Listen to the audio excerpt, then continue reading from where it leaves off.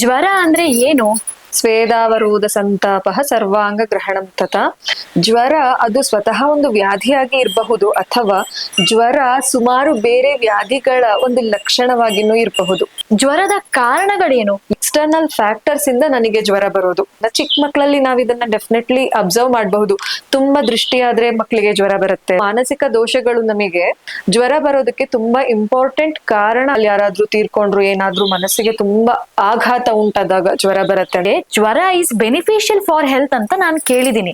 Certain degrees ಆ higher temperature ಅಲ್ಲಿ ಈ ಬ್ಯಾಕ್ಟೀರಿಯಾ ಮತ್ತೆ ವೈರಸ್ ಬ್ರೀಡ್ ಆಗಲ್ಲ. ಜ್ವರ ಬಂದ ಕೂಡಲೇ ನಾವು ಮನೆಯಲ್ಲಿ ಪ್ಯಾರಾಸಿಟಮಲ್ ತಗೊಳ್ತೀವಿ.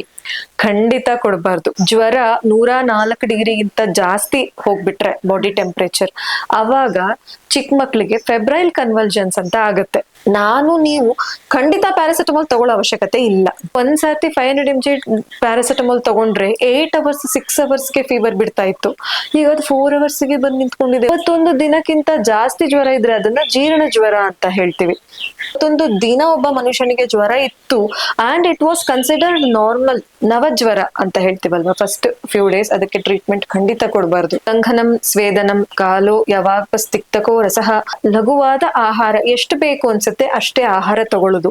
ಆ ಕಾಲವನ್ನ ನಾವು ಕೊಡ್ಬೇಕು. ಜ್ವರ ಬಂದ್ ಅರ್ಧ ಗಂಟೆಗೆ ನಾವ್ ಇವಾಗ ಜ್ವರವನ್ನ ಕಡಿಮೆ ಮಾಡ್ಕೊಳ್ಳೋದು, ನಮ್ ದೇಹಕ್ಕೆ ನಾವು ವಿರುದ್ಧವಾಗಿ ಕೆಲಸ ಮಾಡ್ತಾ ಇದೀವಿ. ಪ್ಯಾರಾಸಿಟಮಲ್ ನ ಮಾತ್ರ ತಗೊಳ್ಳೋದಿಲ್ಲ, along with that paracetamol antibiotics ಅಂತ ಕೂಡ ತಗೊಳ್ತೀವಿ. ಚಿಕನ್ ಪಾಕ್ಸ್ ಅಮ್ಮ ಆಗತ್ತಲ್ವಾ, ಅಮ್ಮ ಸಿಡುಬು ಈ ತರದ್ದು ಸುಮಾರು ಕಾಯಿಲೆಗಳಿದೆ, ಮೀಸಲ್ಸ್ ಇದೆಲ್ಲ.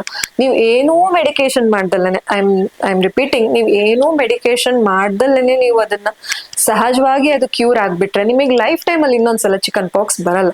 ಅದನ್ನ ನಾವು ಇನ್ನೇಟ್ ಇಮ್ಯುನಿಟಿ ಅಂತೀವಿ, ಪರ್ಮನೆಂಟ್ ಇಮ್ಯುನಿಟಿ. ಈಗ 2 ವರ್ಷ 3 ವರ್ಷ ಮಕ್ಕಳಿಗೆ ಯಾರು ಪ್ರಾಕ್ಟಿಷನರ್ಸ್ 3rd ಜನರೇಷನ್ ಆಂಟಿಬಯೋಟಿಕ್ಸ್ ಕೊಡ್ತಾ ಇದ್ದಾರೆ, they should think about it.